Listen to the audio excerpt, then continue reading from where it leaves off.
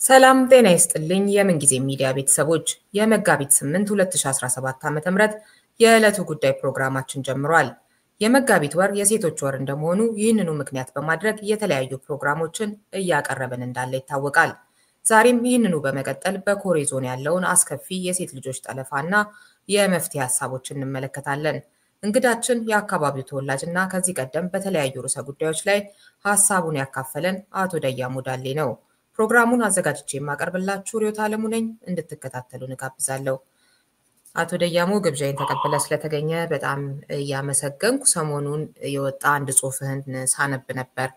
በሴቶች ሰብአዊ እኩልነት ከማያምኑ ሰዎች ጋር ማንነትም እሴትም ጥቅምም ልጋራ አልችልም በሚል ርዕስ የጻፍከውና እንዴት እንደሆነ ስለ ጠለፋ ጉዳይ መረጃ ካገኘህበት አጋጣሚ ትጀምራለህና ብዙ ጊዜ እኔም አቶ ደያሙ በዚህ መጠን እንግዲህ ብዙ ጊዜ ስለ ሴቶች ጉዳይ ወይም ደግሞ ከጠለፋ ከሴቶች መብት ጥሰት ጋር በተያያዘ ሴቶች ድምጽ ሲሆኑ ይሰማል እና ወንዶች ከስንት አንድ ነው እንደዚህ ጎልተው ሲወጡ የሚታየውና በዚህ መጠን እንዲሆን ያደረገው ምንድነው እያልኩኝ እጠይቅ ነበር። መሆን ያለበት ነገር ነው ግን እየተለመደ ስላልሆነ መሆን ያለበት ነገርና እዛ ጽሑፍ ውስጥ በተወሰነ መልኩ አይቻለሁ። በእርግጥ የሚቀጥል ጽሑፍ ነው። እስኪ እሱን ለአድማጮች አጋራለን።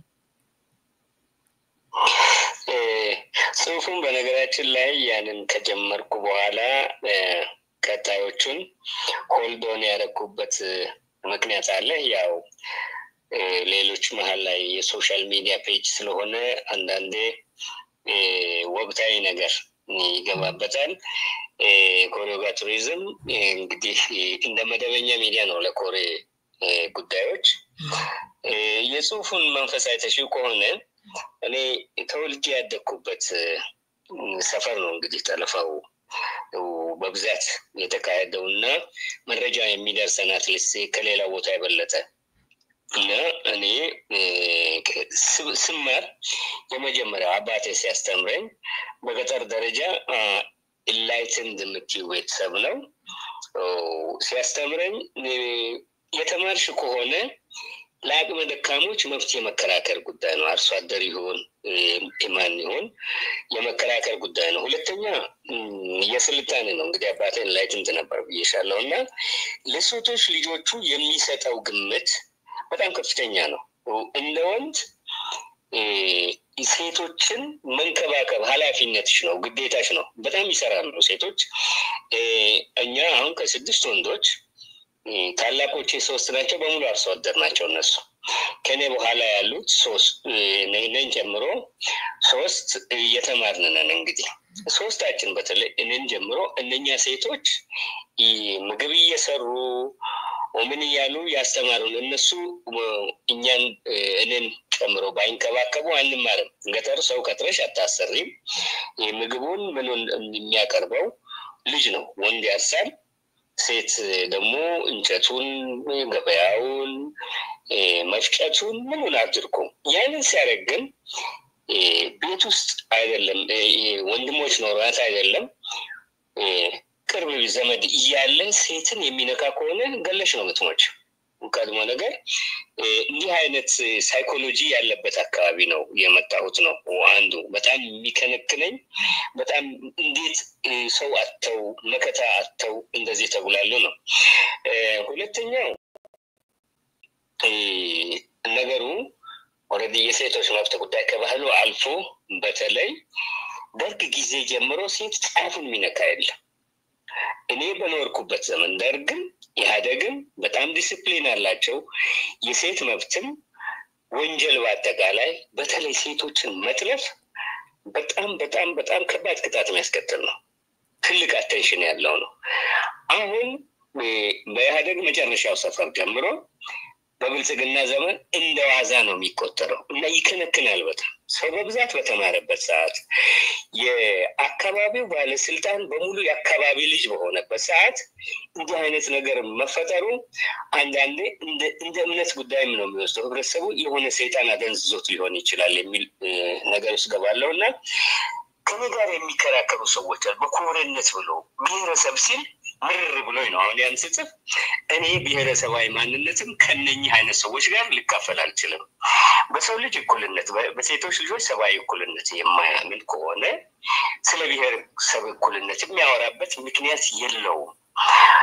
ከሱ ጋር ማንነት ሊጋራበት እንግዲህ በፖለቲካል ሳይንስ ቋንቋ አሁን ኮንፍሊክት ውስጥ የሚያስገባሽ አይደንቲቲ ቫልዩስ ኢንተረስት ነው የሚለው በሶስቱም እኔ ከነኛ አይነት በሴቶች ሰብአዊ መብት ሰብአዊ እኩልነት በሴትነት አይደለም ሰብአዊ እኩልነታቸውን እኩል ነው ሰው ናቸው በሚለው መጽሐፉም ውስጥ በደንብ አለ። መጽሐፍ ቅዱስ ለክርስቲያን ባሪያ የለ ጌታ የለ አይሁድ የለ ግሪክ የለ ወንድ የለ ሴት የለ ነው የሚለው ኢኳሊቲ ነው። ከዛ አይነት ክርስትናንም ከሚያመልክ አካባቢ ሴቶች መሬት ላይ ተጎትተው እየተደፈሩ በተለይ ትምህርት መማር የጀመሩ ሴቶች እየተደፈሩ ዝም ብለው አይተው ሌላ ጉዳይ ላይ የኮሬ ጉዳይ ምናምን ሲል ከነሱ ጋር አልጋራም የሚል ምርር ያለ አቋም ነው የወሰድኩት። ያው በጣም ስትከታተይ እንደነበረ እንደ አንጻራዊ አይደለም ሌላ ቦታም ጠለፋ ሊፈጸም ይችላል። ግን ሲስተሚክ ሲሆን ባለስልጣኑ ሲያግዝሽ ፖሊስ ጠለፋውን ሲያግዝ የሀገር ሽማግሌ ሲያግዝ የሆነ በኮረቴ ጎማ ይባላል እርግማን ማህበረሰባዊ እርግማን የመጣ አይነት ነገር ነው። ስለዚህ ተጽዕኖ መፍጠር እስከቻልኩ ድረስ ሰው የሚያከብረኝ ብዙ ሰው ካለ ለዚህ ለውጥ መስራት አለብኝ ይሄን ነገር መጋፈጥ ያለብኝ እኔ ነኝ በሚል ነው ያንን የጻፍኩትና በምሬት ነው የጻፍኩት። ሌላ ካነሳችሁ ጋር በጣም የሚገርም ነገር አለ። የወንድ ድምጽ ሌላ ቦታ ብዙ አይሰማም የሚል የኛ ጋር የሚገርመው ኮሬ ጋር ደግሞ የወንድ ድምጽ በጣም ይሰማል፣ ሴቶች አያሰሙም ብቻ አይደለም ለኛ በኋላ አነሳለሁ ብዬ ነበር። በኮሬ ውስጥ አሁን ትልቅ ችግር ሆኖ የታየን ባለስልጣን ሴቶች የሚጫወቱት መጥፎ ሚና ነው። ፊት ለፊት ኦልሞስት ፊት ለፊት ያግዛሉ ማለት ትችያለሽ። አሁን ሴቶች ሲጠለፉ ሌላ ቦታ ወይም ጥቃት ሲደርስባቸው የመጀመሪያው ሴቶችና አሁን ማህበራዊ ጉዳይ ጽሕፈት ቤት የሚባለው ወይም ቢሮ ነው ሮጦ የሚሄደው። አይሄዱም። ስለነሱ እኛ ጋር ደርሶ እኛን እንደባለ ጉዳይ የምንሄደው ይሄ ሴት ተሿሚዎች ሰብስበው ምናልባት አንስቼ ይሆናል ካሁን በፊት እኔ ላይ ዘመቻ እንዲከፍቱ ሊግ እኔ ላይ ዘመቻ እንዲከፍት ለምንድን ነው ስለ ጠለፋም ሲያወራ ዝም የምትሉት? ስለ ሰርጌት አለ የሚያወራው እሱ ላይ ዝመቱ ተብለው ወጣቶች እምቢ ብለው ነው። ወጣት ሊግም ሴቶች ናቸው ያንን ሴት ባለስልጣን ናት ያለችው ድምጿም ተቀርጿል። ያው በስምንት ነን ብለን ነው። በቀደም ቅርብ ጊዜ አሁን ለዶክተር አወቀ የአካባቢው የህዝብ ውክልና ስራ ለመስራት ሄደው ይሄ ጉዳይ በጣም ተነስቶ የብልጽግና ፓርቲ አባላት ተራ አባላት በጣም አንስተው ሰበብ የመድረክ ላይ ባለስልጣን ሴቶች ሰበብ ፈጥረው ፎቶቸው መውጣቱ ልክ አይደለም አጀንዳውን ወደ ፎቶ ለማዞር መደበቅ ነበረበት ነው። እኛ ይገባናል መደበቅ ነበረበት ነው። ፎቶ የወጣው ኦሬዲ የታፈነ ሰው የጠፋ ሰው ፎቶ ቤተሰብ ልኮ ነው መካድ ስለጀመሩ ነው ፎቶ መልቀቅ የጀመርነው። ነገር ግን ጠለፋ የጠለፉ ሰዎች አልተያዙም ለምንድን ነው ለህግ የማይቀርቡት ለሚለው ጥያቄ በተዘዋዋሪ እንዲህ አይነት መልስ የሚሰጡ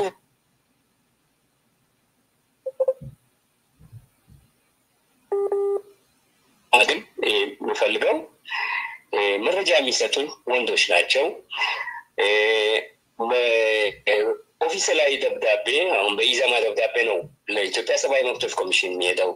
ያን ሁሉ የሚያደርጉት ወንዶች ናቸው። እዛ ቀበሌ ዞረው ደፍረው ባለስልጣኑንም የሚያስፈራራውን ባለስልጣን ደፍረው ከየቤቱ መረጃ ሰብስበው የሚልኩልን ወንድ ወጣቶች ናቸው። ሴቶች ራሳቸውን አውጥተው ብዙ የተማረ ሴት አለ ሆነስትሊ አካባቢው ራሳቸውን አውጥተው ፊት ለፊት የጻፉ ሴቶች አሁን እኛ ፔጅ ላይ ራሱ 3 ሴት ብቻ ነው ያለው።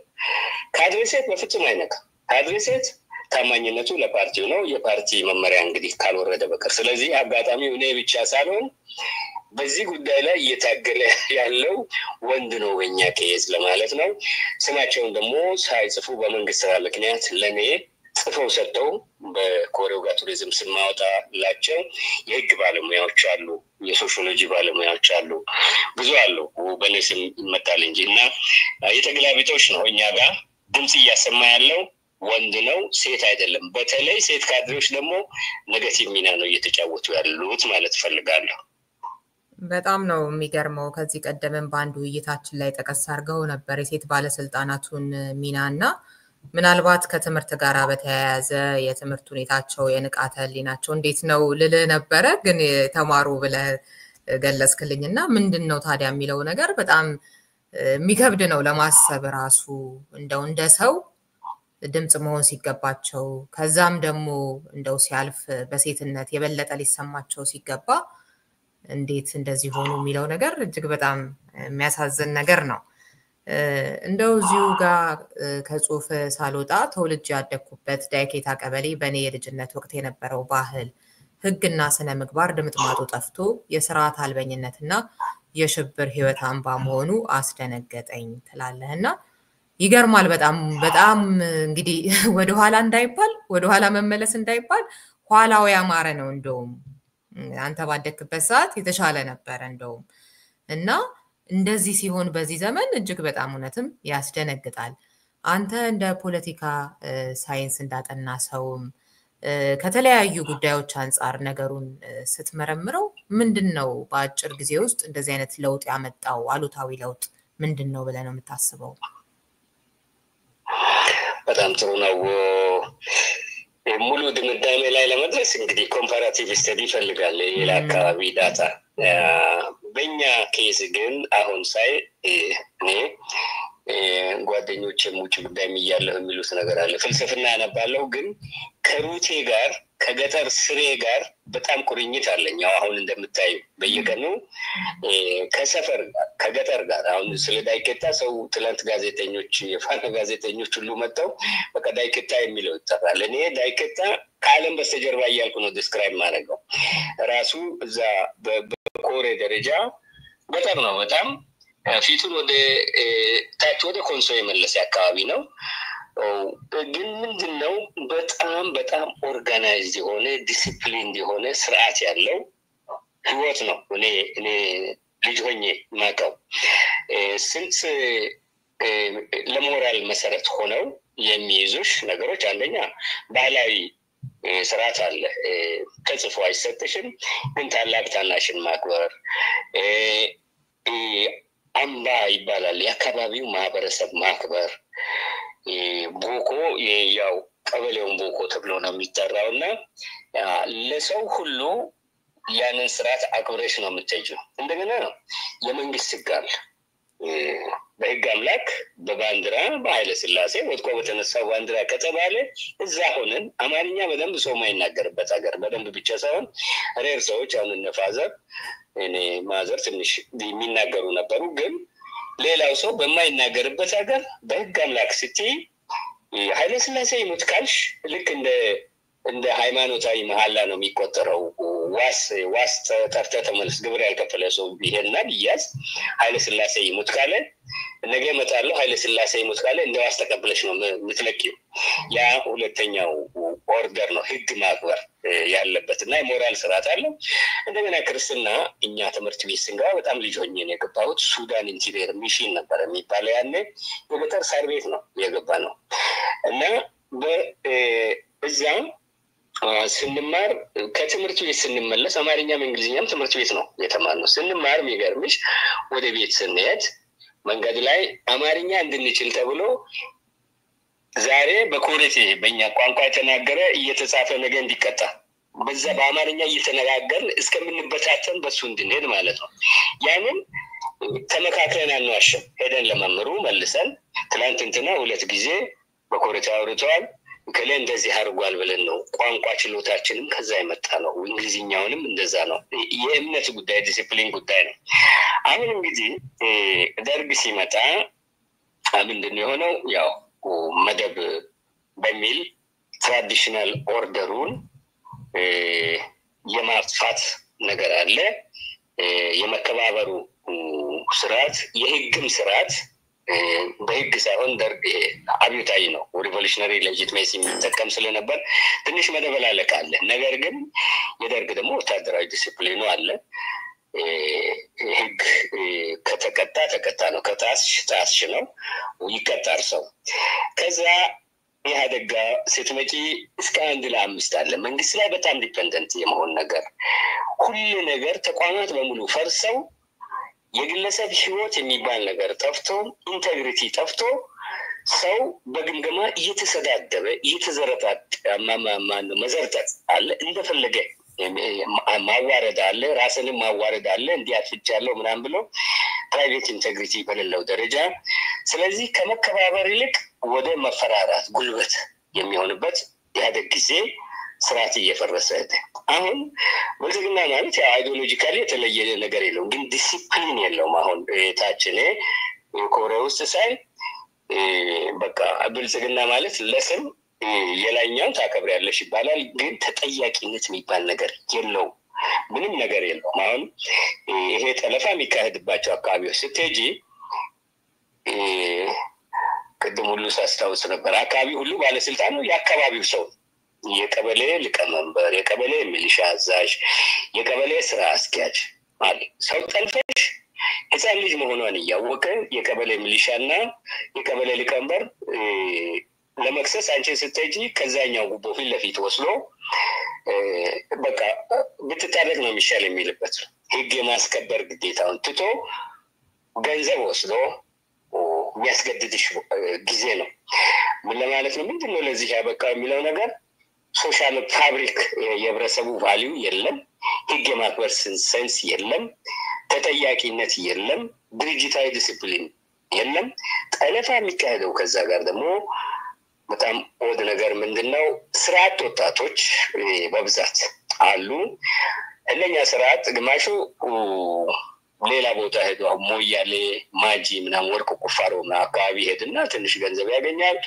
መጥቶ እንግዲህ ክርስቲያን አካባቢ አድጎ እዛ ሄዶ ጠጪ ሆኖ ምን ሆኖ ይመጣል ገንዘብ ከፍሎ ይጠልፋል ጥሎ ነው የሚሄደው በኋላ ማንም ለማንም አይታዘዝም ለአባት አይታዘዝም ለቸርች አይታዘዝም ሰው እንግዲህ ኦሬዲ በመንግስት ላይ በጣም ዲፔንደንት መሆን የለመደ ስለሆነ የመንግስት ባለስልጣናቱ ዲሲፕሊን ሲያጡ ይፈራል አሁን ወንጀለኛው ነው የሚፈራው እዛ ህግ አክባሪ አይደለም የሚፈራው ተመልሶ እንሰት ኤሪያ ነው ደጋው ብዙ እንትን አይደለም ቆላው ጋር መጠነኛ ነው አሁን ተለፋው ደጋው ብዙ ትጥቅም ምንም የለውም ይሄ ስርዓት ቫግራንት የሚባለው በዚህ በህግ ቋንቋ ቫግራንት ነው አደገኛ ጉዘን የሚባለው ገጠር ገበያ ውስጥ ቁጭ ይላል ገንዘብ ይከፈለዋል እሱ ነው እየተለፈ የሚያመጣ እሱን ትላልቁ ሰው ተው ቢለው ማታ የሳር ጎጆን ሊያቃጥል ይችላል የሚል ፍርሃት አለ ስለዚህ ምንድነው ለዚህ ያበቃው ወደ ኋላ ያስከደው ሶሻል ኦርደር የሚባል ፕሪንሲፕል ኦፍ ሶሻል ኦርደር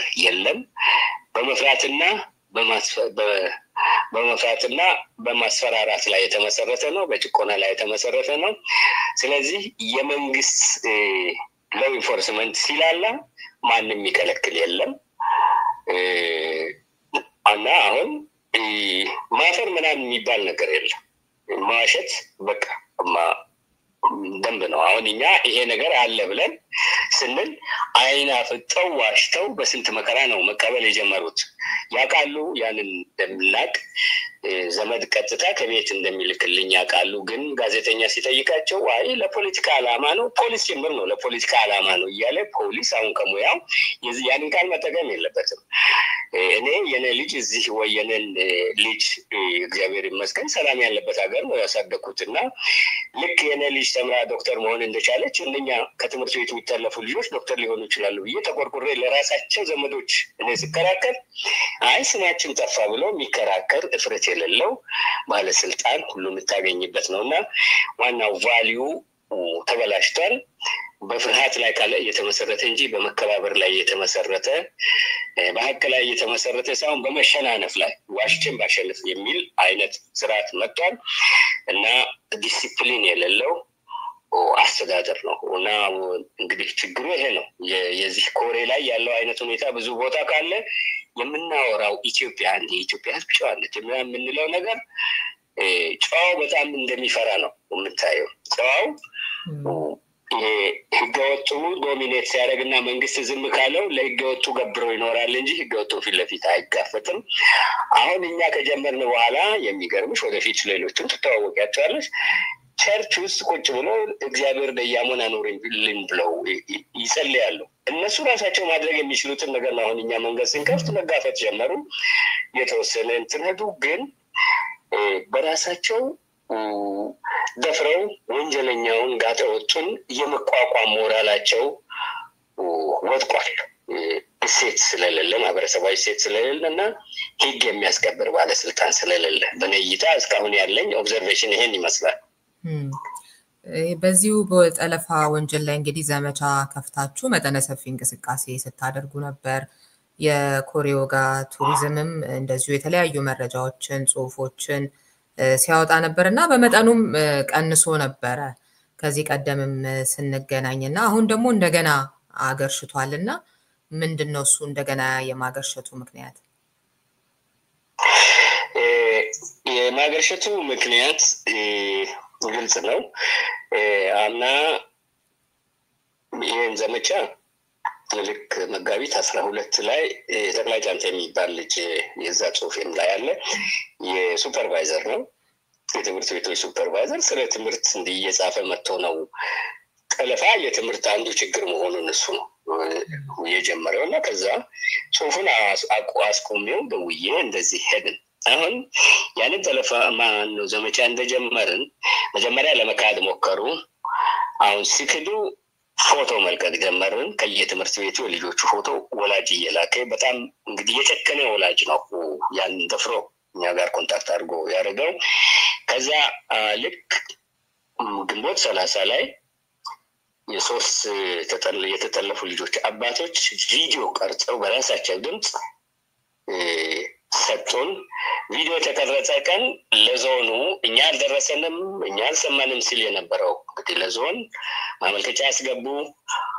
ዞኑ የዞኑ ፍትህ መምሪያ ደብዳቤ ጻፈ። መያዝ ያለባቸው ተጠርጣሪዎች ብሎ ግንቦት 30 ጻፈ። ግንቦት 30 ሲጻፍ ሊስቱ 12 ምናምን ነው እዛ ላይ ያለው። ከዛ በኋላም የሌሎች እንደተጻፈ ነግረውናል። ለምን ይሄ ደብዳቤ ወጣ ብለው ብለዋል ካድሬዎቹና አንትኖቹ። ግን ከዛ ውስጥ እንግዲህ ከተጻፈ በኋላ የተያዘ ሰው አሁን ማርያም ወንድሙ የዛን ጊዜ እንግዲህ አቤቱታ ያቀረቡት ወንድሙ የሳይ ማርያም ወንድሙ አባት፣ ሰባኪ ሳንሶ የደሳልሽ ሰባኪ አባትና ደመቀ ሲፎ የደስታ ደመቀ አባት ናቸው። ለነሱ የወጣው ደብዳቤ ላይ ከ12-13 ሰው እንዲያዝ የሚል ወጣ። እንግዲህ ከዛ ውስጥ የደስታ ደመቀን ከጠለፉት ዋናው ጠላፊ ብቻ ነው የተያዘው። እሱ 19 ዓመት ተፈርዶበት ትንሽ ሾክ የተፈጠረው እሱ ነው። ሌሎች 4 አልተያዙም። የማርያም ወንድሙ የመጀመሪያ ጠላፊ ቁጥር 3 ነው። ሁለተኛ ጠላፊ እንደገና ሁለተኛ ዙር ሲጠልፏት 3 ናቸው፣ አልተያዙ። የደሳለኝ ሰባኪ 4 ጠላፊዎች አልተያዙ። አብዛኛዎቹ ያሉት እዛው ቅርብ ነው። የደሳለኝ የማርያም ወንድሙ የሚገርመው መንግስት የወረዳው በተለይ የጎርካ ወረዳ የሚባል የጎበዝ አለቃ አስተዳደር ባህሪ ያለው ነው። አሁን አመራር ቅርብ ጊዜ ተለውጧል እና ጉዳይ የሚል ነገ መግማለው ምናምን ብሎ እምቢ የሚል ነው። በዛ እንግዲህ መንግስት እምቢ ሲል ሳይዝ ሲቀር ሁለተኛ ጊዜ ሲጠልፉ መጀመሪያ ጊዜ ከጠለፉ በኋላ ምንድነው ያደረገው? የቀበሌው ሊቀመንበር ጠላፊውን እዛ ትቶ እሷን ይዘው መጣ። እሷን አምጥቶ ሲሰጥ እሷ ቃል ሰጠች፣ ተገዳ እንዳገባች ምርመራ ተደረገ። አክቹዋሊ እሷ አልተነሰችም። ስለዚህ እናቷ ቤት እያለች ነው መልሶ እንደገና ያጠለፉት። ቀበሌ አስተዳዳሪ ነው እንግዲህ ከጠላፊው ጋር ተነጋግሮ ጠላፊውን ትቶ ተጠላፊዋን ያመጣው። አሁንም እሱ ስልጣን ላይ ነው ያለው። በዚህ ሁኔታ ነው እንግዲህ ጠላፊዎችን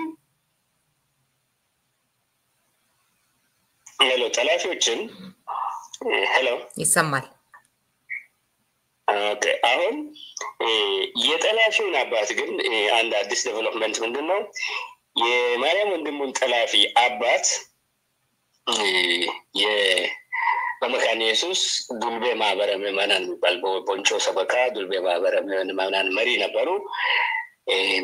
ምዕመናኑ አመፁ፣ መነሳት አለበት ብለው ምዕመናኑ አባረዋል። መንግስት ግን ሰውየው በሽምግልና እንደገና መምጣቱ በተባባሪ ወንጀለኝነት ታስሮ በዋስ የወጣ ነው። አልነኳቸውም፣ እስካሁን ባለስልጣናቱ አልነካቸውም። እኛ በስም ያላወጣናት እዚህ ክስ ላይ የሌለች ግን ወንድሟ በእሷ ምክንያት ታስሮ የነበረ ሰዎችንም አሳስሮ የነበረ ደስታ እያለው የምትባል ሌላ ልጅ አለች። የእሷ ጠላፊ 4 ነው። እንግዲህ ለምንድን ነው ያገረሸው የሚለውን እነኛ ጠላፊዎች አልተያዙ፣ እዛ ነው የሚኖሩት። እዛ ቅርብ ለዋና ከተማው ቅርብ ነው፣ እዛ ነው የሚኖሩት። ስለዚህ የመጀመሪያ የደስታ ከደስታ ጋር ሌላ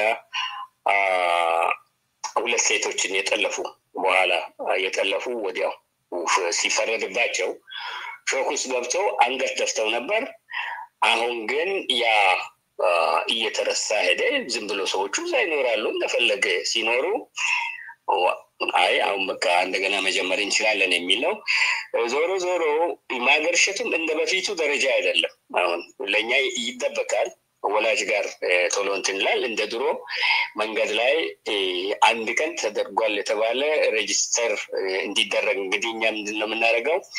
ወላጅ እና ያየ ሰው መጥቶ ለፖሊስ ሪፖርት ካደረገ በኋላ ትክክለኛ መረጃ ሲመጣ በኢዘማ ቅርንጫፍ ጽሕፈት ቤት አማካኝነት በማተም ለኢትዮጵያ ሰብአዊ መብት ኮሚሽን እንዲሄድ ነው የምናደርገው። ምንም እና አጋጣሚ ኢትዮጵያ ሰብአዊ መብት ኮሚሽን በአካል ታህሳስ 21 እስከ 23 ኬሌ ሄደው ነበረ። ሄደው ከዚህ ከምዕራብ ጉጂ የሚመጣውንም ጉዳይ የሚመጣው የጥቃቶች ጉዳይ እና ይህን ጉዳይ ዞሮ የመንግስት መስሪያ ቤቶች አይተው ትክክለኛ ፋይል ያገኙት ኢዘማ ጋር ብቻ ነው። የጠለፋ መያዝ ያለበት ፖሊስ ነው፣ አገኘን አላሉም። ስለዚህ ዞሮ ዞሮ ጥያቄችን ለመመለስ ለምንድን ነው እንደገና ያገረሸው? ወንጀለኞቹ ስለማይያዙ ነው። አልተያዙም። ላለመያዛቸው ደግሞ የባለስልጣናት ሽፋን ከለላ ስላለ ነው። ለከለላ ሰበብ ነው የሚፈጠር። ሰዎቹ እዛ እንዳሉ እያወቅን ሞያሌ ሄዷል፣ ጅማ ሄዷል ምናምን ብለው ይዋሻሉ። ውሸት ነው። ሰዎቹ ያሉበት ቦታ ይታወቃል። እንዲያገረሽ የሚያደርጉት እንግዲህ ለህግ ያለማቅረብ ነው። ያው ጠለፋ የትን ቦታ ሊካሄድ ይችላል። የኮሬን ልዩ የሚያደርገው ጠላፊው ለህግ አለመቅረቡ ነው። እና ጠላፊው ለህግ ካልቀረበ ደግሞ ምን ማለት ነው? የመንግስት አፕሩቫል እንዳለው ለዛ ጉዳይ ተደርጎ ነው የሚተረጎም እና በዛ ምክንያት እንደገና የማገርሸት ሙከራ አለ።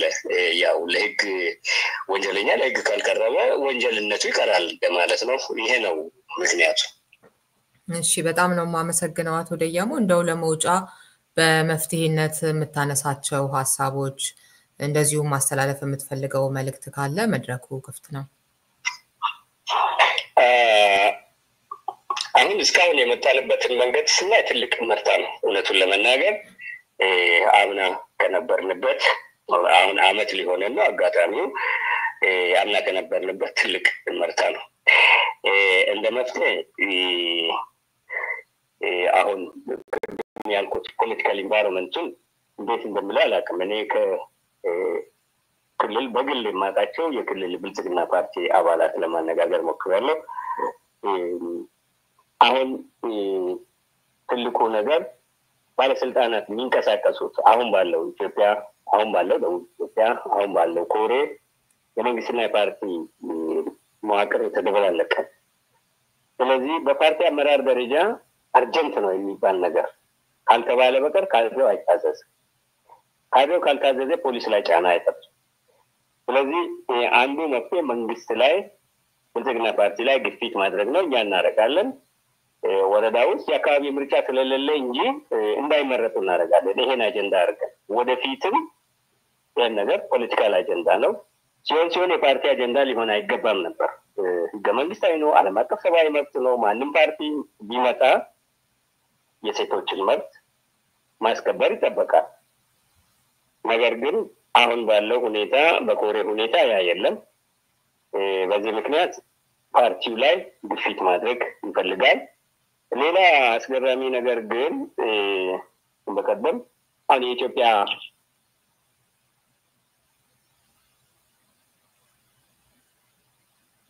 ተቋርጧል። ሄሎ፣ እሺ፣ አሁን ተመልሰዋል።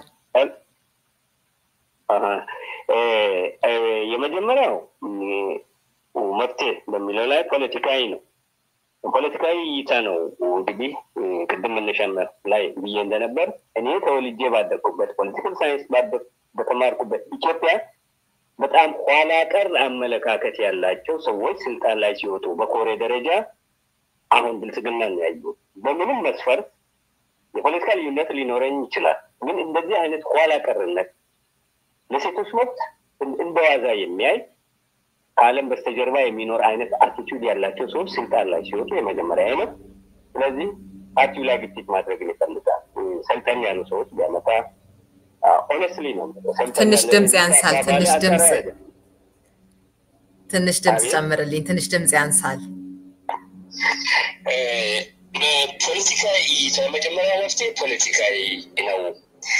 አሁን ባለው የኮሬ ዞን እና ጠቅላላ ደቡብ ኢትዮጵያም ቢሆን ፓርቲና መንግስት ማጠር የተደበላለቀ ነው። ስለዚህ በፓርቲ ደረጃ አርጀንት ነው ይሄ ነገር በጣም ትኩረት የሚያስፈልገው ነው የሚል አቋም ካልተያዘ ባለስልጣናቱ አይሮጡልንም።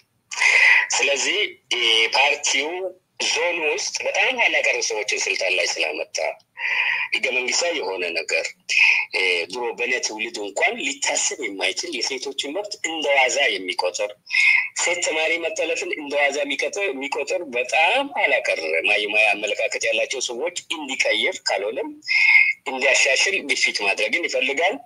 ይህን በፖለቲካ ደረጃ እናደርጋለን የሚል ነገር አለኝ። ሁለተኛው አሁን የኢትዮጵያ ህግ ባለሙያዎች ማህበር አባላትን ጨምሮ ለዚህ ነገር ትኩረት አለመስጠታቸው በጣም ያሳዝነናል። እኔ በጣም ያሳዝነኛል። ቅድም ሴቶች ናቸው ለሴቶች መብት የሚቆሙ ነው ያልሽው። ካድሬዎቹ ሴቶች ለፓርቲያቸው ቅድሚያ ሲሰጡ እሺ፣ ግን የተማሩ ሴቶች ከተማ ውስጥ ያሉ ሴቶች ለዚህ ትኩረት እየሰጡልን አይደለም። በጣም ነው የምንጮኸው እኛ። እግዚአብሔር ይመስገን አሁን ከምን ጊዜ ሚዲያ ጨምሮ ዶቼ ቬለ የዘገበው ጉዳይ ነው፣ የዘገበው ጉዳይ ነው፣ ሌሎች ሀገር ውስጦችም የዘገቡት ጉዳይ ነው። አዲስ አይደለም። አይሰሙትም ማለት አይቻልም፣ ግን ሲያነሱት አይቻላቅም። የኢትዮጵያ ሰብአዊ መብቶች ኮሚሽን እውቅና የሰጠው ጉዳይ ነው። ስለዚህ የኢትዮጵያ ሴቶች የተማሩት ከተማ ውስጥ ያሉት ትኩረት ቢሰጡት ሁለተኛ መፍትሄ የሚል ነው ያለኝ። ሶስተኛ የራሱ የኛው ሰዎች የኛ የኮሬና የአካባቢው ምሁራን አደባባይ መውጣት አሁን ጀምረዋል። እዛው ዛሬ ይህን ሰሞን እኔም የእንተ ጠባቂ ነኝ የሚል ጨክነው ፊት ማይናገሩ አሉ። አሁን ጀምረዋል። እዛ ኮሚኒቲ ሬዲዮ ሁሉ አለ። እዛ በጣም ወግ አጥባቂ ኋላ ቀር ብሔረሰብ ብቻ የሚሉ ኋላ ቀር ግን ምንድነው የጆርናሊዝም ግራጁዌት ጀምር ያሉበት አለ። ለእነሱ ትሬኒንግ እንዲሰጥ ግፊት እናደርጋለን። ዞሮ የዚህ አይነት ነገር በጣም ሰፊ ጉዳይ ስለሆነ አራተኛና የጀመርነው ነገር ያልነገርኩሽ የሃይማኖት ተቋማትን ባልቫናይዝ ለማድረግ እየሞከርን ነው። የእምነት ተቋማት እየቀጠሩ እንጂ የሆነ የጋራ አቋም ወስደው ሶሻል ኢምፓክት በሚኖረው መልኩ መንግስት ሚናውን እንዲወጣ እነሱም ተቋሞቻቸውን እንዲያነጹ። ለምሳሌ አንዳንዱ ጠላፊ ቸርች ውስጥ ሮል ሁሉ ያለው መሆኑ ባለፉት ዜናዎች ተከታትለሽ ከሆነ 11ኛ ክፍል ተማሪ ጠልፎ በትግል ያው ልጅቷ ናስለቅቀን አሁን ወንድሟ ጋር ዲላ ነው ያለችው። ሌላም እንደገና እንደዚህ 11ኛ ክፍል የጠለፉ አሉ። በተለይ የዛኛው ቸርች ውስጥ ሚና የነበረው ስለነበረ ይሄ ነገር ምን ያህል ነካክቷል ቸርቾችን የሚል ነገር ስላለ እነሱም አቋም እንዲወስዱ እየገፋን ያለ ነውና በእኛ በኩል ያለውን መፍትሄ በሙሉ ኃይል እንጠቀማለን። የሚዲያ ትኩረት ይቀጥልልን። የኢትዮጵያ የተማሩ ሴቶች በዚህ በሴቶች መብት ላይ የሚሰሩ ሴቶች ደግሞ ለኮሬ ብቻ ሳይሆን ለሌሎችም ገጠሮች ትኩረት ይስጡና እንለውጠዋለን የሚል የመፍትሄ ሀሳብ ነው ያለኝ። በጣም ነው የማመሰግነው። እኔም ይህን እድል ስላገኘሁ በጣም አመሰግናለሁ። እሺ አድማጭ ተመልካቾቻችን ከአቶ ደያሙ ዳሌ ጋር የነበረኝ ቆይታ ይህን ይመስል ነበር። በሌላ ፕሮግራም በሌላ ርዕሰ ጉዳይ ከሌላ እንግዳ ጋር ቆያችኋለሁ። እስከዚያው ሰላም ሁኑ።